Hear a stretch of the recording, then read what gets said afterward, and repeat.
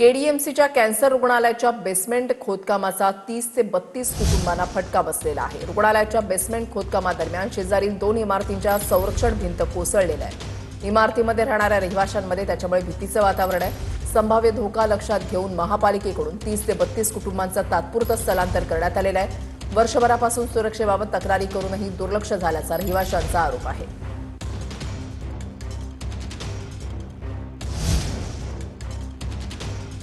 वर्षापासून तुम्ही राहता आणि आज ही सुरक्षा भिंत किती वाजता पडली आणि काय कारण आहे? गेली 1.5 वर्ष आम्ही मैत्री रुक्मिणी सदनमध्ये राहतोय। आमची सुरक्षा भिंत ही काल पडली आणि साया विसावाची सुरक्षा भिंत आज पडली। ती जी बाजूला बिल्डिंग आहे आता तिथं पिलरच्या बाजूपर्यंत यांनी खोदलेलं आहे, काय त्या साईडला भीती वाटते?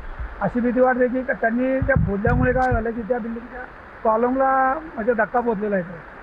तर परमेश्वर असं म्हणजे आम्ही असं विचार करतो की परमेश्वराची कृपा व्हावी आणि त्या बिल्डिंगला काय होऊ।